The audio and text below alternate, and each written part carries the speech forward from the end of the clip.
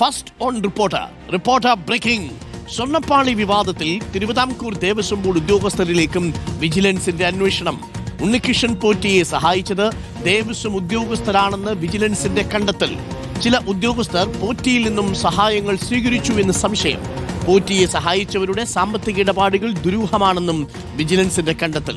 അതേസമയം സ്വർണ്ണപ്പാളി ഉപയോഗിച്ച് പണം പിരിച്ചിട്ടില്ലെന്ന് ഉണ്ണികൃഷ്ണൻ പോറ്റിയുടെ മൊഴി. ആരോപണങ്ങൾ നിഷേധിച്ചാണ് ദേവസ്വം വിജിലൻസിനും ഉണ്ണികൃഷ്ണൻ പോറ്റി മൊഴി നൽകിയത്. സഹായികളെയും ഉടൻ ചോദ്യം ചെയ്യാനാണ് വിജിലൻസിന്റെ നീക്കം. ഇപ്പോൾ വരുന്ന ഏറ്റവും പുതിയ വിവരം, ഫസ്റ്റ് ഓൺ റിപ്പോർട്ടർ ഉണ്ണികൃഷ്ണൻ പോറ്റിയുടെ മൊഴികളിൽ പൊരുത്തക്കേടുകൾ. വീണ്ടും മൊഴിയെടുക്കാൻ ദേവസ്വം വിജിലൻസ് ആലോചന. ദേവസ്വം ഉദ്യോഗസ്ഥരുടെയും മൊഴിയെടുക്കും. പാളികൾ കൈമാറിയ ഉദ്യോഗസ്ഥരുടെയും മൊഴിയെടുക്കും. ആർ റോഷിപാലും ഹരിമോഹനും ചേരുന്നുണ്ട് കൂടുതൽ വിവരങ്ങളുമായി. R Roshipal, first on reporter നമ്മൾ പ്രേക്ഷകരെ അറിയിക്കുന്നത്, ഇന്നലെ ഉണ്ണികൃഷ്ണൻ പോറ്റിയുടെ മൊഴിയെടുത്തതിൽ ചില ഉദ്യോഗസ്ഥന്മാരിലേക്ക് കൂടി സംശയത്തിന്റെ മുന നീളുന്നുണ്ട് എന്നാണ്. തിരുവിതാംകൂർ ദേവസ്വം ബോർഡിലെ ചില ഉദ്യോഗസ്ഥരെ കൂടി ചോദ്യം ചെയ്തേക്കുമെന്ന് അറിയുന്നു. ഈ ഉണ്ണികൃഷ്ണൻ പോറ്റിയെ വഴിവിട്ട് സഹായിച്ച ഉദ്യോഗസ്ഥരിലേക്കാണോ അന്വേഷണം ഇനി നീളാൻ പോകുന്നത്? Good morning Roshi. Very good morning Arunkumar. Sabarimala കേന്ദ്രീകരിച്ച് ഉണ്ണികൃഷ്ണൻ പോറ്റിക്ക് ഇങ്ങനെ സ്വാധീനമുണ്ടാക്കാൻ വഴിയൊരുക്കിയത് ചില പ്രധാനപ്പെട്ട തിരുവിതാംകൂർ ദേവസ്വം ബോർഡിലെ ഉദ്യോഗസ്ഥന്മാരുടെ സഹായമാണ്.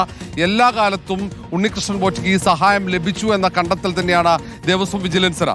അങ്ങനെ സഹായിച്ചവർ ഉണ്ണികൃഷ്ണൻ പോറ്റിയിൽ നിന്ന് പലതരത്തിൽ സഹായങ്ങൾ തിരിച്ചു കൈപ്പറ്റിയതായും അവരുടെ അന്വേഷണത്തിൽ കണ്ടെത്തിയിട്ടുണ്ട്. ഈ സാഹചര്യത്തിലാണ് അന്വേഷണം തിരുവിതാംകൂർ ദേവസ്വം ബോർഡിലെ ഉദ്യോഗസ്ഥരിലേക്ക് നീങ്ങുന്നത്.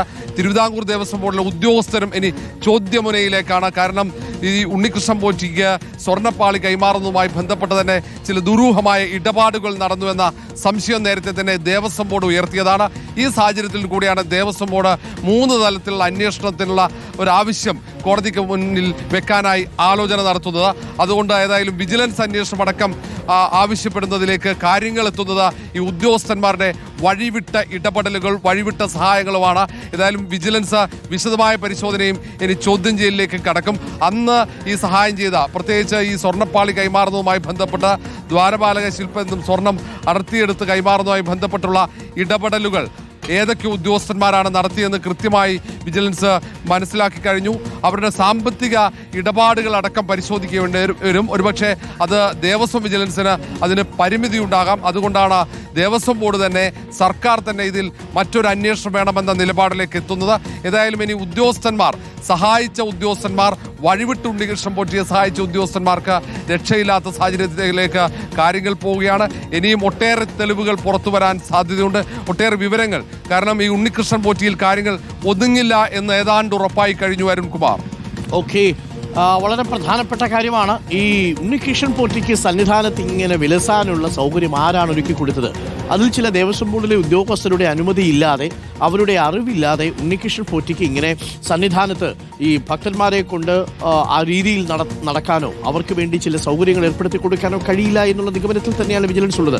ഉണ്ണികൃഷ്ണൻ പോറ്റി എങ്ങനെയാണ് കുറഞ്ഞ നാളുകൾ കൊണ്ട് ശബരിമലയിലെ വളരെ പ്രധാനപ്പെട്ട ഒരാളായി തീർന്നത്? വളരെ പ്രധാനപ്പെട്ട കാര്യമാണ്. അതിൽ ഉദ്യോഗസ്ഥരുടെ അറിവുണ്ട്. നേരത്തെ PS പ്രശാന്ത് തന്നെ പറയുന്നു, ഇത് ഉദ്യോഗസ്ഥർക്ക് സംഭവിച്ച വീഴ്ചയാണ്. 2019 ഒരു തരത്തിലുള്ള മാനുവലും നിബന്ധനകളും പാലിക്കാതെ ഉണ്ണികൃഷ്ണൻ പോറ്റിയുടെ കൈകളിലേക്ക് 14 ചെമ്പുപാളികൾ, സ്വർണ്ണപ്പാളികളാണ്, അത് ചെമ്പുപാളികൾ എന്നാണ് അന്വേഷണ ഉദ്യോഗസ്ഥർ പറയുന്നത്. അവിടുത്തെ തിരുവിതാംകൂറിലെ ദേവസ്വം ബോർഡിലെ ഉദ്യോഗസ്ഥർ കുറിച്ചു വെച്ചിരിക്കുന്നത്. ആ വിജയമല്യ സ്വർണം പൂശിയ 14 പാളികൾ എങ്ങനെയാണ് ഉണ്ണികൃഷ്ണൻ പോറ്റിയുടെ കയ്യിൽ മാത്രം കൊടുത്തയച്ചത്? ഒരു തരത്തിലുള്ള സംവിധാനങ്ങളും സുരക്ഷയും ഇല്ലാതെ. അതാണ് പ്രധാനപ്പെട്ട ചോദ്യം. ഹരിമോഹൻ കൂടി നമുക്കൊപ്പം ചേരുന്നുണ്ട്. Harimohan, good morning Hari. എല്ലാ ആരോപണങ്ങളും നിഷേധിച്ചുകൊണ്ടാണ് ഈ പോറ്റി മൊഴി നൽകിയിരിക്കുന്നതെന്ന് അറിയുന്നു. പക്ഷേ അപ്പോഴും പോറ്റിയുടെ മൊഴികളിൽ വൈരുദ്ധ്യമുണ്ട് എന്ന് തന്നെയാണോ അന്വേഷണ സംഘത്തിന്റെ നിഗമനം? വീണ്ടും ഒരിക്കൽ കൂടി ഈ പോറ്റിയെ ചോദ്യം ചെയ്യാൻ വിളിക്കുമോ ഹരിമോഹൻ? Arunkumar, good morning. തീർച്ചയായിട്ടും പൊരുത്തക്കേടുകൾ ഉണ്ട് എന്നുള്ളത് തന്നെയാണ് ദേവസ്വം വിജിലൻസിന്റെ കണ്ടെത്തൽ. കാരണം ഇപ്പോൾ ചോദിച്ചിരിക്കുന്ന ചോദ്യങ്ങൾക്ക് ഉണ്ണികൃഷ്ണൻ പോറ്റി എഴുതി തയ്യാറാക്കിയത് പോലത്തെ മറുപടികളാണ് നൽകിയതെന്നുള്ളതാണ് ദേവസ്വം വിജിലൻസിന്റെ ഒരു നിഗമനം എന്ന് പറയുന്നത്. കാരണം ഈ ചെമ്പുപാളികൾ തന്നെയാണ് തനിക്ക് കൈമാറിയത് എന്നുള്ള കാര്യം രേഖകളിൽ ഉണ്ട് എന്നുള്ള കാര്യമാണ് ഉണ്ണികൃഷ്ണൻ പോറ്റി ആവർത്തിക്കുന്നത്. അതായത് രേഖകളാണ് ഉണ്ണികൃഷ്ണൻ പോറ്റിയുടെ പിടിവള്ളിയായി തുടക്കം മുതൽക്ക് 4 മണിക്കൂർ നീണ്ട ചോദ്യം ചെയ്യലിൽ തുടക്കം മുതൽക്ക് ഉണ്ടായിരുന്നത്. അവസാനം വരെയും ആ വാദത്തിൽ തന്നെ അദ്ദേഹം ഉറച്ചു നിൽക്കുകയായിരുന്നു എന്നുള്ളതാണ് ദേവസ്വം വിജിലൻസിന് നൽകിയിരിക്കുന്ന മൊഴിയിൽ നിന്ന് മനസ്സിലാകുന്നത്. അതേസമയം തന്നെ സ്വർണ്ണം പൂശലിന് വേണ്ടി 15 ലക്ഷം രൂപയാണ് ചെലവായത് എന്നതടക്കമുള്ള കാര്യങ്ങൾ കൂടി അദ്ദേഹം ദേവസ്വം വിജിലൻസിനോട് പറഞ്ഞിട്ടുണ്ട്.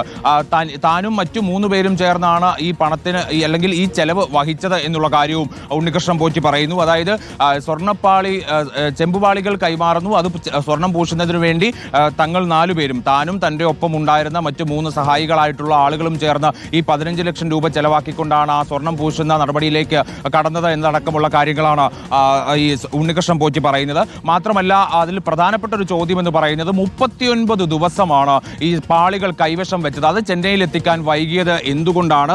അത് കയ്യിൽ വെച്ച് പണപ്പിരിവ് നടത്തുകയായിരുന്നില്ലേ എന്നതടക്കമുള്ള ചോദ്യങ്ങളും ദേവസ്വം വിജിലൻസ് ചോദിച്ചിട്ടുണ്ട്. അത് വളരെ പ്രധാനപ്പെട്ട ചോദ്യമായിരുന്നു. പക്ഷെ അതിൽ ചില സാങ്കേതിക കാരണങ്ങൾ കൊണ്ട് മാത്രമാണ് ഈ 39 ദിവസം എന്നുള്ളത് എന്നാണ് ഉണ്ണികൃഷ്ണൻ പോറ്റി പറഞ്ഞിരിക്കുന്നത്. അതല്ലാതെ അത് വെച്ച് പണപ്പിരിവ് നടത്തുകയായിരുന്നില്ല താൻ. അപ്പോഴാണ് ദേവസ്വം വിജിലൻസ് എടുത്ത് ചില കാര്യങ്ങൾ ചോദിക്കുന്നത്.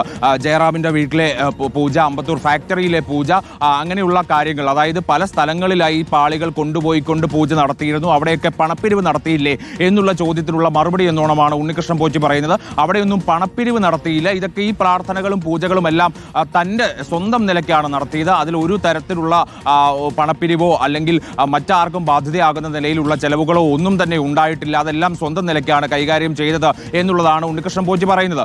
മാത്രമല്ല ഉദ്യോഗസ്ഥരുടെ തലയിലേക്ക് പൂർണ്ണമായി അത് പഴിചാരുകയാണ്. കാരണം അത് രേഖകളിൽ ചെമ്പുപാളികൾ എന്ന് രേഖപ്പെടുത്തിയിരിക്കുകയാണ്. അങ്ങനെയുള്ളപ്പോൾ സ്വാഭാവികമായിട്ടും അത് സ്വർണ്ണപ്പാളികളാണ് എന്നുണ്ടെങ്കിൽ അതിന്റെ ഉത്തരവാദിത്വം ഉദ്യോഗസ്ഥർക്കല്ലേ എന്നുള്ള മറുചോദ്യം കൂടി ഉണ്ണികൃഷ്ണൻ പോറ്റി ചോദിക്കുന്നുണ്ട്.